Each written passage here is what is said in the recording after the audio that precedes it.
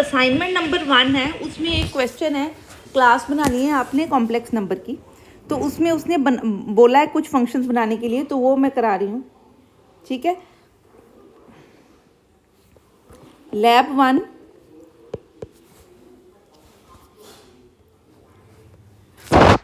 या लैब 1 में assignment number 7 जो क्वेश्चन नंबर 7 है, जिसमें कॉम्प्लेक्स नंबर का क्वेश्चन बनाना है, वो मैं कराने लगी हूँ।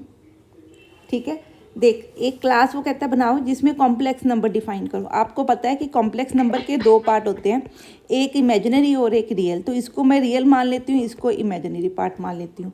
तो आप इसको फ्लोट भी ले सकते हो, इंटीजर भी ले सकते हो। तो मैं क्या कर रही हूँ, एक रियल पार्ट को आर ही लिख रही हूँ और इमेजिनरी पार्ट को आई एम लिख रही हूँ। ठीक है, आयोटा को ऐसे डिफाइन नहीं कर सकते। अब वो क्या कहता है कि इन डाटा को इनपुट कराने के लिए भी फंक्शन बनाओ। ठीक है, ये प्राइवेट बन गए। अब पब्लिक के अंदर तू एक इनपुट का फंक्शन बना दे। ठीक है, उस इनपुट में क्या कर, message they enter the real value, enter the real part. ठीक है, सी इन करा ले रियल पार्ट को। ठीक है, इसी तरह क्या कर, एंटर द इमेजिनरी पार्ट,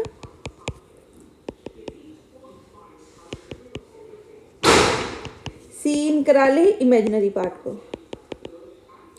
ठीक है, क्लियर है, करा लिया इनपुट। इसी तरह आप एक आउटपुट का फंक्शन या डिस्प्ले, जो भी उसने नाम लिखा है, फंक्शन के नाम मेरे को याद नहीं, पर रीड एंड राइट के लिए उसने दो फंक्शन बनाए हैं। तो यहाँ पे एक लिख real part is equal to, तो वहाँ पे रियल की वैल्यू, रियल पार्ट की वैल्यू प्रिंट करा दे, imaginary part is equal to, और वहाँ पे इमेजिनरी पार्ट की वैल्यू को क्या करा दे, प्रिंट। ठीक है,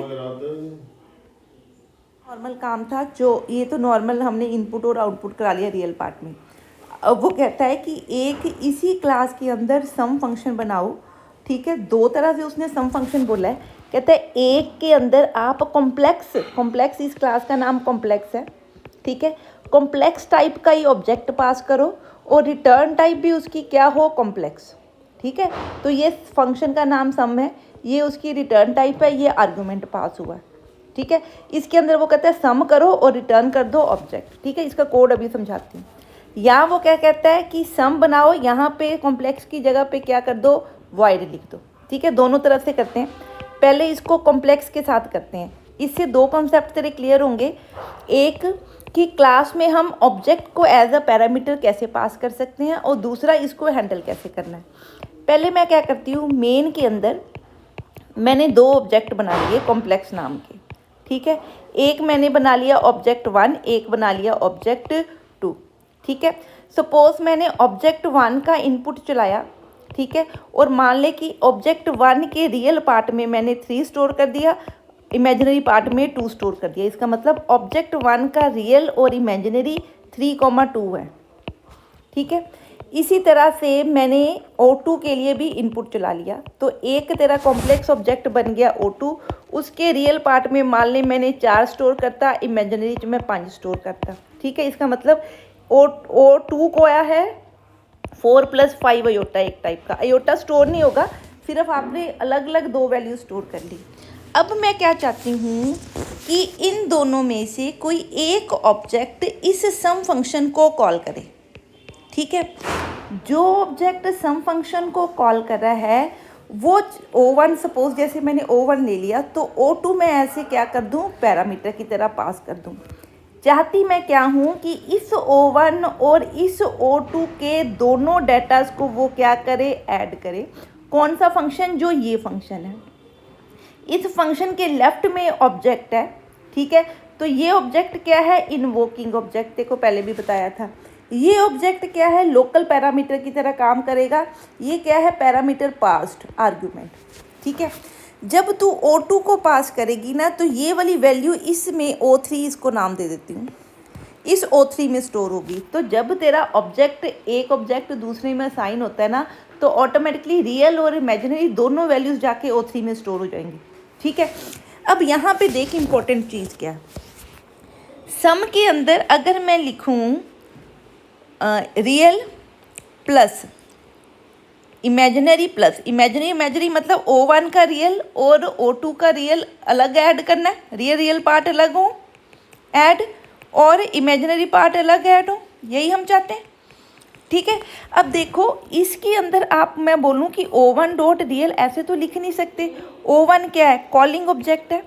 तो याद रख, इस कॉन्सेप्ट को समझने की कोशिश कर कि जो O1 का रियल पार्ट है, ठीक है, जब मैं यहाँ पे रियल प्लस ये जो है एज अ पैरामीटर है, इसका डेटा, ठीक है, मेरे लिए क्या है, कैसे एक्सेस है? O3 डॉट ए से। O3 में क्या स्टोर्ड है? O2।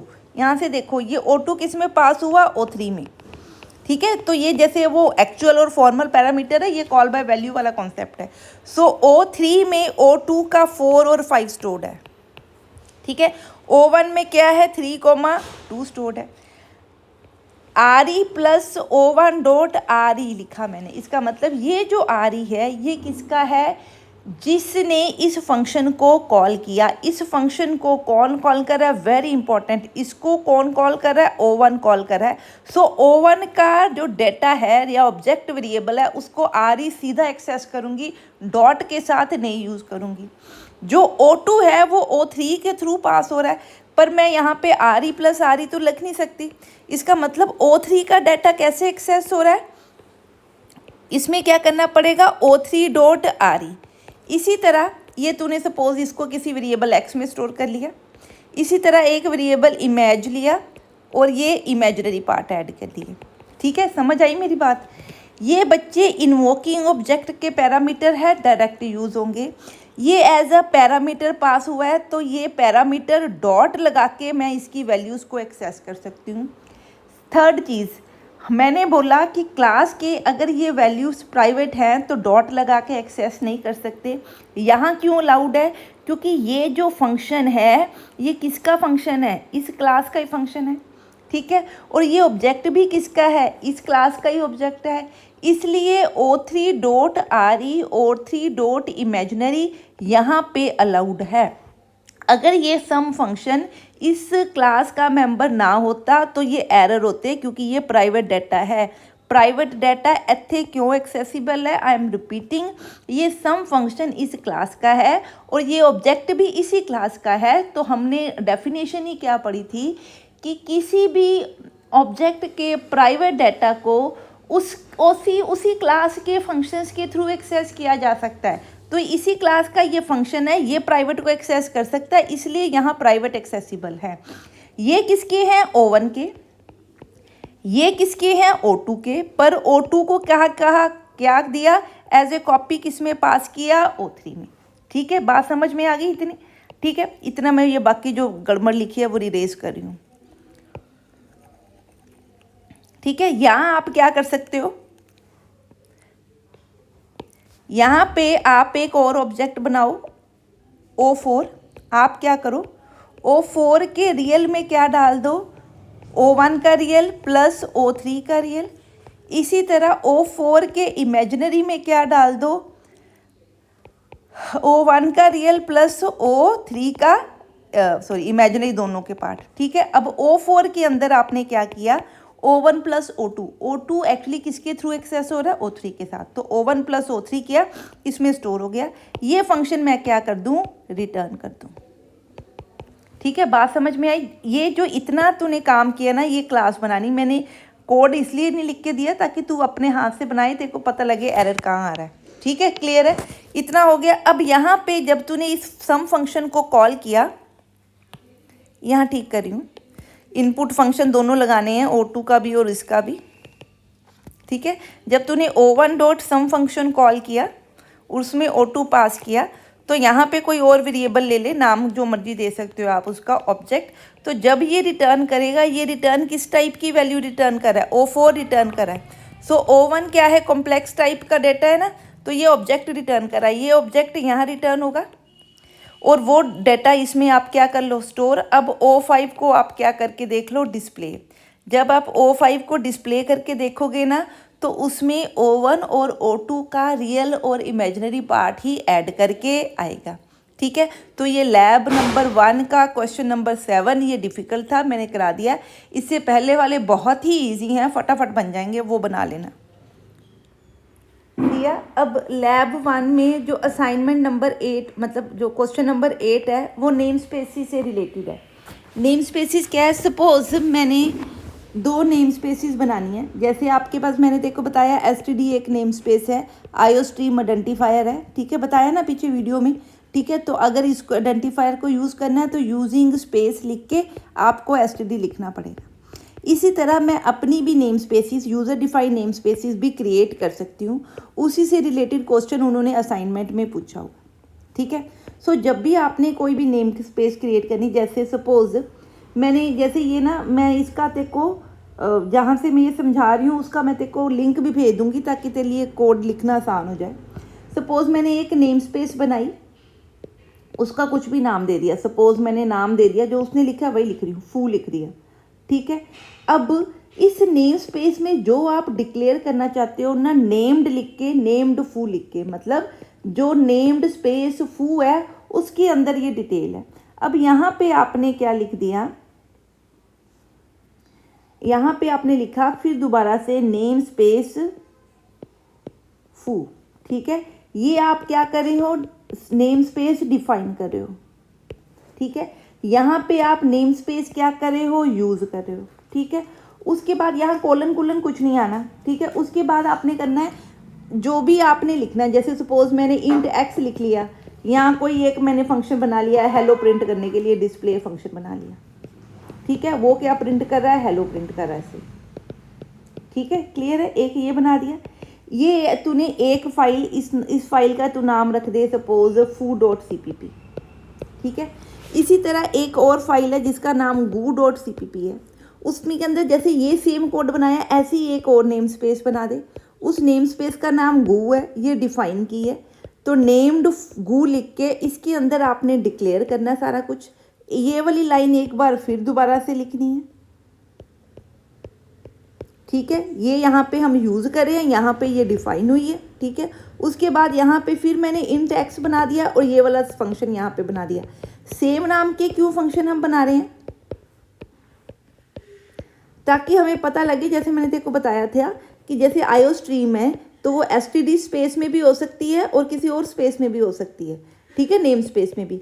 तो अगर मैं यूजिंग एसटीडी नहीं लिखूंगी तो उसको एम्बिग्विटी नज़र आएगी, अगर वो दो जगह एग्जिस्ट करता हुआ आइडेंटिफायर, तो उसको नहीं पता लगेगा कहाँ से मैंने आईओ स्ट्रीम पिक करना है। इसलिए हम क्या देते हैं कि नेम स्पेस, इस नेम स्पेस के अंदर जो है वो यूज़ करो, ठीक है। बात समझ में आ गई।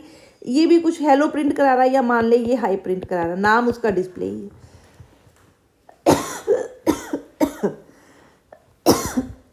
अब आपने क्या किया, एक अपना नॉर्मल फंक्शन बनाया, जो भी तू उसका नाम .cpp लिख, ठीक है। उसमें ये जो फंक्शन है ना, डिस्प्ले को डिक्लेयर कर दे, ठीक है, और मेन के अंदर इस डिस्प्ले को कॉल कर ले, ठीक है। जब तू डिस्प्ले को डिक्लेयर करके कॉल करेगी तो तेरे पास तो बना नहीं है फंक्शन, इसका मतलब फंक्शन कहीं और पे बना है, तो उसको कहीं और पे ये देखना चाहिए ना, तो वहाँ से ये ढूंढ के लाएगा और फंक्शन चला देगा, ठीक है। पर प्रॉब्लम क्या है, अब उसको पता है कि डिस्प्ले यहाँ पे भी है, डिस्प्ले यहाँ से भी है, तो कहाँ से ढूंढूँ, तो प्रॉब्लम आएगी ना। तो होगा क्या, आप क्या करोगे, एम्बिग्विटी रिमूव करने के लिए अगर आप चाहते हो कि डिस्प्ले मैंने इस नेम स्पेस का यूज़ करना है, तो मैं क्या करूँगी, मैं क्या यूज़ करूँगी, अब यहाँ हैश इंक्लूड करने की ज़रूरत नहीं क्योंकि यहाँ पे हमारे पास कोई हेडर फाइल नहीं है। जो मेन है उसके अंदर लिखूँगी नेम स्पेस, एक मिनट,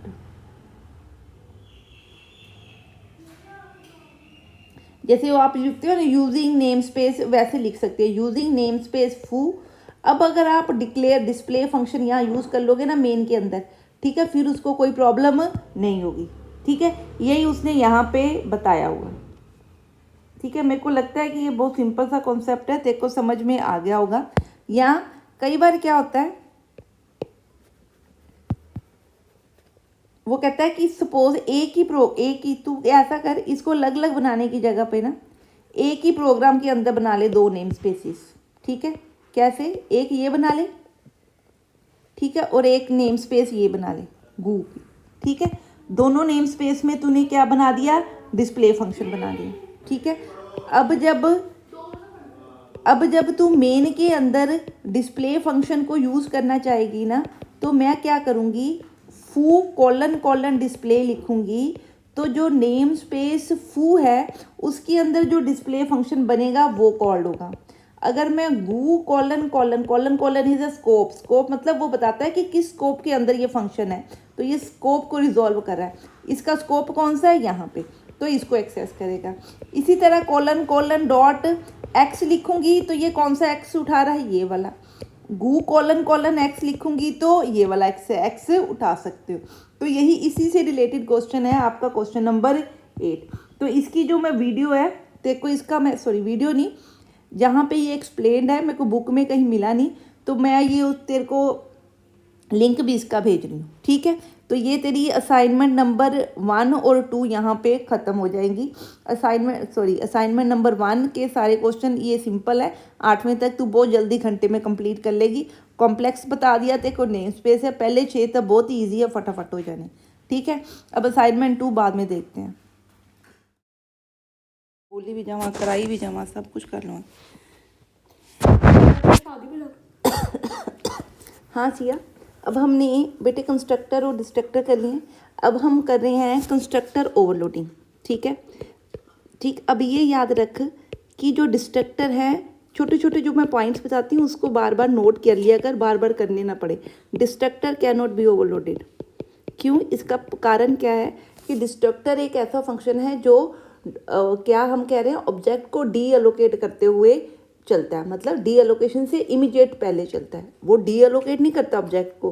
कई बार वाइवा में बच्चे कह देते हैं कि कंस्ट्रक्टर ऑब्जेक्ट को क्रिएट कर रहा है या कुछ है, या डिस्ट्रक्टर डिस्ट्रॉय कर रहा है। No, destructor is an function which is called just before the deallocation of an object, या when the memory is released from an object, और कंस्ट्रक्टर इज अ फंक्शन जो एग्जीक्यूट होता है just after an object is created, ठीक है, और these are automatically executed. So destructor overload नहीं होगा। मैं तेरे को कंस्ट्रक्टर ओवरलोडिंग करा रही हूँ। सपोज तूने एक क्लास बनाई, सिर्फ मैं इसमें कंस्ट्रक्टर बना रही हूँ, और कंस्ट्रक्टर क्योंकि फंक्शन है जो ऑटोमेटिकली चले, तो कंस्ट्रक्टर हमेशा पब्लिक लेने हैं, प्राइवेट नहीं लेने। प्राइवेट को कोई भी ऑटोमेटिकली एग्जीक्यूट नहीं कर पाएगा क्योंकि प्राइवेट बाहर एक्सेसिबल नहीं है।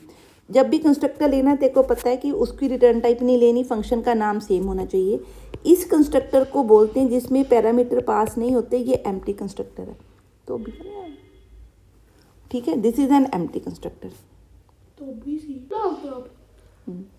अब देखो, अब इसमें क्या है, सपोज इंट इसके पास है कुछ, n की वैल्यू n है, सो मैं इस कंस्ट्रक्टर में n की वैल्यू क्या कर देती हूँ, 0। जब आप मेन के अंदर ए टाइप का कोई भी ऑब्जेक्ट इस तरह से क्रिएट करोगे ना, तो कौन सा, ये इसमें कोई पैरामीटर पास नहीं हुआ, तो ये क्या चलेगा, एम्प्टी कंस्ट्रक्टर चलेगा। अगर मैं कहूँ कि मैंने एक O2 लेना है और उसके n में, O1 के n में क्या चला गया, 0 चला गया। आई वांट कि O2 के n में बनाते हुए मैंने 10 देना है, ठीक है। सो इसका मतलब मैं एक और कंस्ट्रक्टर बनाऊंगी और उसमें एक पैरामीटर पास करूंगी, सपोज x। ये लोकल वेरिएबल है, ये कब चलेगा, जब कंस्ट्रक्टर एग्जीक्यूट होगा। ये कौन सा वेरिएबल है, ऑब्जेक्ट का इंस्टेंस वेरिएबल, ठीक है। अब यहाँ पे 2 तरीके हैं इसको पास करने के। आप ऐसे कॉल करो तो भी चल जाएगा, आप ये चला दो तो भी चल जाएगा, दोनों में कोई प्रॉब्लम नहीं है। ये कहाँ चल रहा है, जब डिक्लेयर कर रहे हो फंक्शन को, तो दोनों चॉइसेस हैं। आप असाइनमेंट लिखोगे तो भी यही कंस्ट्रक्टर चलेगा विद पैरामीटर, ठीक है। अगर O2 इज इक्वल टू मैं 10 लिख दूँ ना, तो ये 10 एज अ पैरामीटर पास हो जाता है। ये कंपाइलर खुद देख लेता है कि ऑब्जेक्ट बनाते हुए जब उसको पैरामीटर इस तरह से, अदरवाइज आप ऑब्जेक्ट को 10 नहीं दे सकते। यहाँ पे ऑब्जेक्ट क्रिएट करते हुए जब आप ये लिख रहे हो, तो ये उसके लिए क्या है, पैरामीटराइज कंस्ट्रक्टर एग्जीक्यूट कर रहा है वो। और ये 10 एक्चुअली किस में जा रहा है, इस x के अंदर, ये लोकल वेरिएबल है। अब x को किस में डालना है, n के अंदर। n को सीधा तो उठा नहीं सकते, तो n में क्या डाल दिया, x, तो ऑटोमेटिकली O2 के n में क्या चला जाएगा, 10, ठीक है, क्लियर है। सपोज अगर मेरे पास एक और वेरिएबल है ऐसे m, और मैं चाहती हूँ कि n और m दोनों में वैल्यू जाए, तो मैं एक और पैरामीटर वाला कंस्ट्रक्टर बना दूंगी, ठीक है। उस कंस्ट्रक्टर में क्या करूँगी, m में वैल्यू डाल दूँ x और n में वैल्यू डाल दूँ y। तो यहाँ पे एक पैरामीटर वाला चला O3, यहाँ पे आप चाहो तो यहाँ से भी जब 2 पैरामीटर होते हैं तो आप असाइनमेंट नहीं कर सकते, दिस इज़ नॉट अलाउड। ठीक है, 1 पैरामीटर के लिए दिस इज़ अलाउड। ये दोनों इक्वलेंट है, ये चीज़ याद रखनी है, बुक में भी कहीं पे दी होगी। ठीक है, जब 2 पैरामीटर है तो वो ब्रेसिस में ही देने हैं। ठीक है, सो इस कॉन्सेप्ट को हम क्या बोलते हैं, कंस्ट्रक्टर ओवरलोडेड। आप कोई ऑब्जेक्ट बिना पैरामीटर के चलाना चाहते हो, कोई विद पैरामीटर चलाना चाहते हो, कोई 2 पैरामीटर के साथ चलाना चाहते हो, तो जो चलाना चाहते हो ये विदाउट पैरामीटर वाला चलेगा, ये विद 1 पैरामीटर वाला चलेगा, ये 2 पैरामीटर वाला चलेगा। ठीक है, समझ आ गई। अब कंस्ट्रक्टर क्या है, अगर आपने देखो मैंने यहाँ पे कितने कंस्ट्रक्टर बनाए, 3 कंस्ट्रक्टर बनाए। ठीक है, 1 2 एंड 3। अब बात को समझो मैं क्या बताना चाहती हूँ। अगर आपने ऑब्जेक्ट बनाया कोई और अंदर आपने कंस्ट्रक्टर नहीं बनाया, मान ले ये तीनों कुछ भी नहीं लिखे, इसका मतलब इंटरनली एक डिफ़ॉल्ट कंस्ट्रक्टर चलता है पर वो करता कुछ नहीं है। ठीक है, कंपाइलर चलाता है, उसको बोलते हैं डिफ़ॉल्ट कंस्ट्रक्टर, वो कुछ नहीं करता। कई लोग इसको भी डिफ़ॉल्ट कंस्ट्रक्टर बोलते हैं, this is also a default constructor. जो इंटरनल इम्प्लिसिट कंस्ट्रक्टर चलता है वो करता कुछ नहीं है, वैल्यू नहीं इनिशियलाइज करेगा वो कोई भी, पर वो चलेगा। ठीक है, अब सपोज मैं कहती हूँ, अगर मैं ये मान लूँ कि जो क्लास है उसमें मैं एम्प्टी कंस्ट्रक्टर नहीं बनाती, क्योंकि मेरे को पता है कि अंदर एक डिफ़ॉल्ट कंस्ट्रक्टर होता है। मैं क्या करती हूँ, एक पैरामीटराइज कंस्ट्रक्टर बना लेती हूँ। ठीक है, सो यहाँ पे मैंने एक्स किया, n is equal to X कर दिया। ठीक है, यहाँ अगर 2 वेरिएबल हैं तो 2 पैरामीटर वाला भी बना देती हूँ एक।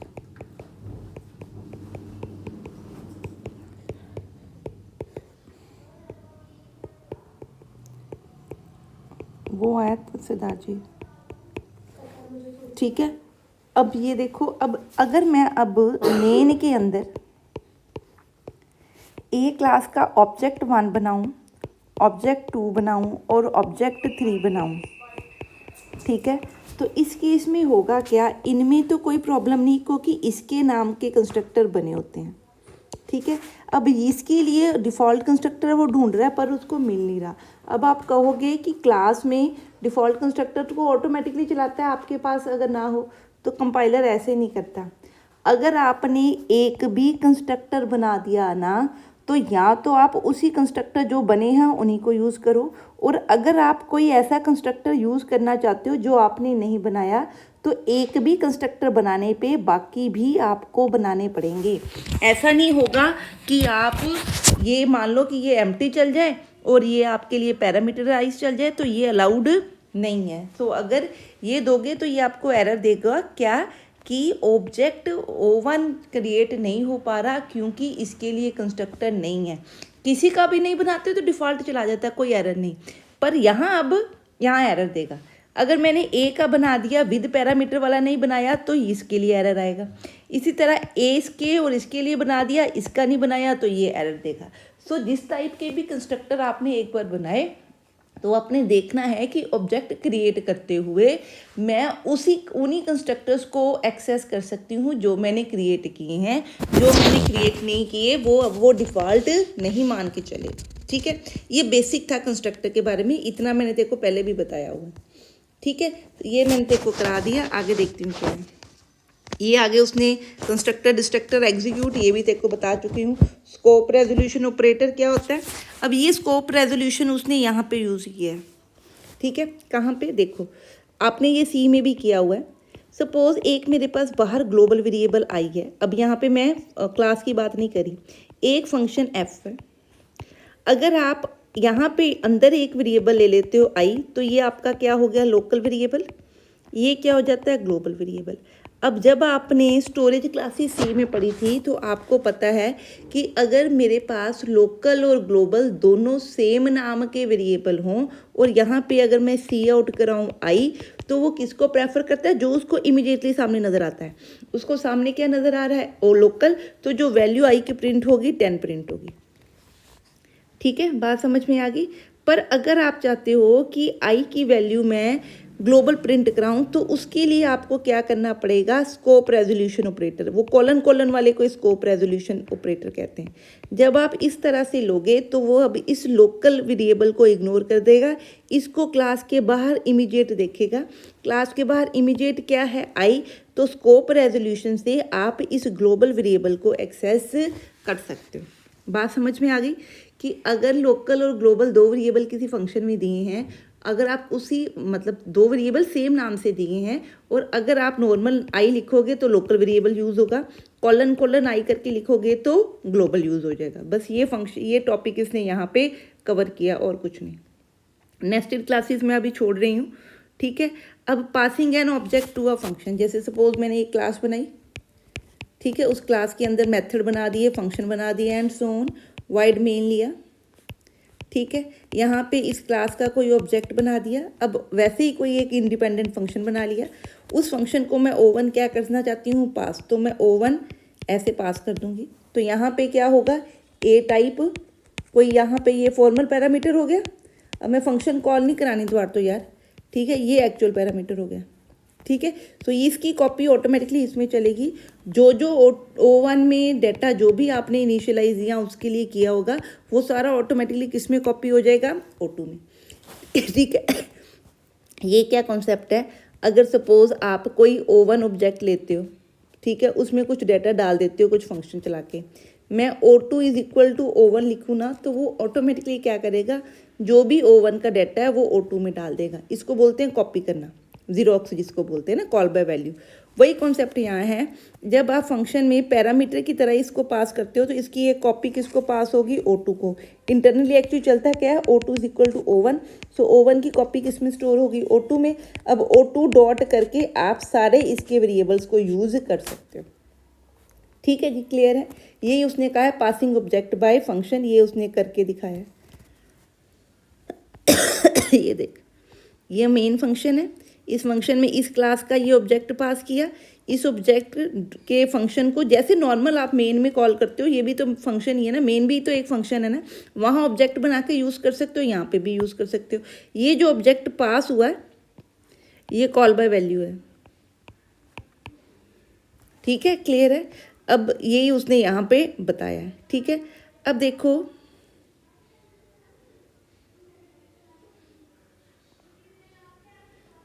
ठीक है, अब देखो यही अगर आप इसको, अब मेरे पास इतना आज टाइम नहीं है, बस मैं इतने कराऊंगी, इसको समझ ले, अगर कुछ इसमें डाउट होगा तो मेरे से पूछ लेना। मैं थोड़ा सा देखो आइडिया दे देती हूँ। देख, जैसे ये है, ये कंस्ट्रक्टर है ना, ठीक है। अब ये कंस्ट्रक्टर कितनी बार चलेगा, ये कंस्ट्रक्टर देख बेटे, ਜਦੋਂ ये O1 बना तब भी कंस्ट्रक्टर चल रहा है, ठीक है। जब O1 यहाँ पैरामीटर की तरह पास हुआ तो ये जो नया ऑब्जेक्ट बन रहा है ये भी एक ऑब्जेक्ट है, इसके लिए भी क्या चल रहा है, एक तरह का कंस्ट्रक्टर चल रहा है, ठीक है जी, क्लियर है, समझ में आ गई बात, ठीक है, सॉरी, ठीक है। अब यहाँ देखो उसने क्या कहता है, notice that two calls to the destructor function are executed but only one call to the constructor. Object दो बने हैं पर कंस्ट्रक्टर एक बार कॉल हुआ, क्यों, क्योंकि यहाँ पे एक ऑब्जेक्ट तू क्या करी है, दूसरे में असाइन करी है, तो ये कुछ असाइनमेंट काइंड ऑफ कॉन्सेप्ट है। सो जब वैल्यू असाइन हो रही है तो यहाँ पे किसी कंस्ट्रक्टर की ज़रूरत नहीं है, ये ऑटोमेटिकली एग्जीक्यूट हो जाएगा। तो इस केस में constructor function is not called when copy of the object is passed. this is very important, इसको स्टार डालें। जब आप पैरामीटर को की तरह पास करते हो, देखो कर क्या रहे हो, एक नया ऑब्जेक्ट बना रहे हो, एक ऑब्जेक्ट को दूसरी में कॉपी कर रहे हो, तो होना तो एक्चुअली चाहिए कि एक और ऑब्जेक्ट क्रिएट हुआ। जैसे यहाँ पे देख, ये भी ऑब्जेक्ट क्रिएट हो रहा है, ये भी क्रिएट हो रहा है, पर एक्चुअली ये जब पैरामीटर की टास्क पास होगा तो ये इस क्रिएशन में OB में O असाइन हो गया, इसलिए यहाँ पे कंस्ट्रक्टर एग्जीक्यूट नहीं होगा।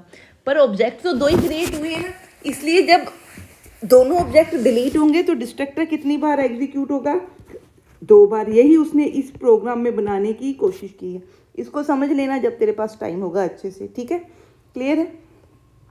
अब इसी तरह जैसे आप पैरामीटर पास करते हो उसी तरह सिंपल है बेटे, जैसे फंक्शन में आप इंटीजर या फ्लोट पास करते हो उसी तरह हमने यूज़र डिफाइंड डाटा टाइप को क्या करना है, पास। ये क्लास बनाई, ठीक है, इसमें से आपने क्या करना है, रिटर्न टाइप ली, यहाँ पे एक फंक्शन बना दिया, कितने गया फंक्शन, पता नहीं कहाँ है, ये क्लास खत्म होगी। अब ये एक फंक्शन बनाया, इस फंक्शन में आप पैरामीटर कुछ नहीं पास करे पर रिटर्न क्या करा रहे हो, माई क्लास टाइप का ऑब्जेक्ट। जैसे इंटीजर रिटर्न कराते हैं वैसे my class is a data type now ना, सो माई क्लास का रिटर्न करा रहे हो। मेन के अंदर आपने क्या किया, माई क्लास टाइप का एक ऑब्जेक्ट लिया, एफ रिटर्न कराया। अब क्या कर रहा है एफ अपने अंदर एक ऑब्जेक्ट क्रिएट करा। जब यहाँ क्रिएशन है तो यहाँ बच्चे क्या चला, कंस्ट्रक्टर। ठीक है, इस कंस्ट्रक्टर ने एक्स में कुछ वैल्यू डाल दी, ये कॉल करके एक्स में सपोज कुछ भी डाल दिया, एक्स के अंदर जो भी वेरिएबल था, इस ऑब्जेक्ट को रिटर्न किया। This is an object. ठीक है, क्योंकि इसकी रिटर्न टाइप ही क्या है, माई क्लास की। माई क्लास मतलब ये किस टाइप का डाटा रिटर्न करेगा, माई क्लास टाइप का ऑब्जेक्ट। ये रिटर्न हुआ। ये रिटर्न कहाँ होगा, जब इसको कॉल किया गया था, यहाँ कॉल किया गया था। जब रिटर्न ऑब्जेक्ट हो रहा है तो स्टोर करने के लिए भी आपको क्या चाहिए, ऑब्जेक्ट। इसीलिए मैंने माई क्लास टाइप का क्या लिया, ऑब्जेक्ट। ठीक है, अब ये ऑब्जेक्ट ऑलरेडी क्रिएट हो चुका है तो यहाँ पे भी कंस्ट्रक्टर चला बच्चे। ठीक है, और यहाँ पे भी क्या चला, यहाँ पे भी क्रिएट हो रहा है, यहाँ पे भी कंस्ट्रक्टर। तो कंस्ट्रक्टर कितनी बार चला, 2 बार, और डिस्ट्रक्टर भी कितनी बार चलेगा, 2 बार। ठीक है, अब वो क्या कहता है, when an object is returned by the function, a temporary object is automatically created that holds the return value. In it is this object that is actually returned by the function. After the value has been returned, object is destroyed. जब ये value return होगी उसको, उसके बाद इसको delete कर देना। ठीक है, इसकी एक कॉपी इसको रिटर्न हुई, यहाँ पे स्टोर हुई, उसके बाद ये डिलीट हो जाएगा। ठीक है, ये वाला पार्ट, ये वाला एक्स डिलीट हो जाएगा। ठीक है, the destruction of the temporary object may cause unexpected side effect. इसकी जरूरत नहीं है। For allocated memory, that memory will not be freed even when the object is receiving the return value, है ना। There are always overcome. ये इतनी लंबी चौड़ी अभी आपको समझ नहीं आएगी, ये मत समझो। ठीक है, आप इसकी आउटपुट प्रिंट करा के देख लो, 2 कंस्ट्रक्टर चलेंगे और 2 बार डिस्ट्रक्टर चलेगा। ठीक है, अब इसी को वो बोलता है ऑब्जेक्ट असाइनमेंट। ऑब्जेक्ट असाइनमेंट क्या है, सपोज वो कहता है माई क्लास में एक आई लिया, आई की वैल्यू सेट कर रहे हो, आई की वैल्यू रिटर्न करा रहे हो। ठीक है, अब यहाँ पे क्लास में एक ऑब्जेक्ट 1 बनाया, एक ऑब्जेक्ट 2 के बनाया। आप क्या कर रहे हो, ऑब्जेक्ट 1 में वैल्यू डाल रहे हो 99, इसके जो भी वेरिएबल है उसके अंदर 99 डाल रहे हो। अब आप कह रहे हो object 2 is equal to object 1, ये मैंने देखो अभी बता दिया, ये अलाउड है। जैसे आप स्ट्रक्चर में एक स्ट्रक्चर का डाटा दूसरे में स्टोर कर देते थे ना, तो ये वही चीज़ है। ठीक है, तो ऑब्जेक्ट 1 ऑब्जेक्ट 2 करोगे तो ऑटोमेटिकली जो भी इसके अंदर डाटा है वो ऑब्जेक्ट 2 में जाके क्या हो जाएगा, कॉपी हो जाएगा ऑटोमेटिकली। आपको अलग अलग करने की ज़रूरत नहीं। अब उसने जब इसकी वैल्यू को गेट कराया, गेट का मतलब जो भी ऑब्जेक्ट 2 की आई है वो रिटर्न हो जाए। सो ऑब्जेक्ट 2 के लिए गेट चलाओगे तो वैल्यू रिटर्न हुई, आई क्या रिटर्न हुई, 99। इससे आपको क्या पता लगा कि ऑब्जेक्ट 2 के पास भी क्या वैल्यू है, 99। ठीक है, ये ऑब्जेक्ट को आप असाइन इस तरह से कर सकते हो। ठीक है, अब सिया जो असाइनमेंट नंबर 2 है ना, उसमें उसने अरे पॉइंटर्स वाला कॉन्सेप्ट लिया हुआ है, अरे ऑफ ऑब्जेक्ट्स वाला। ठीक है, अब मेरे को नहीं लगता तेरे से इतना ज़्यादा हो पाएगा। मैं इसके 1-2 प्रोग्राम बनाने की कोशिश करांगी, जे मेरे को बन गए कल दे दिन च तो मैं तेनों फॉरवर्ड कर दांगी। अदरवाइज काली च करन दी लोड़ नहीं, जिन्ना मैं तेनों कराया उन्होंने पहले चंगी तरह समझ। असाइनमेंट 1 कर, असाइनमेंट 2 की कोशिश करती हूँ कुछ चैप्टर मैं करा दूँ। इनलाइन और स्टैटिक वाले प्रोग्राम आप खुद कर सकते हो, उनमें कोई प्रॉब्लम नहीं। जहाँ पे अरे और पॉइंटर वाले 2-3 सम है वो मैं सुबह करके तेरे को व्हाट्सअप कर दूँगी। ठीक है, सो इतना पहले आप पढ़ो इस हफ्ते में, फिर मेरे को बताओ अगला, फिर आगे करेंगे।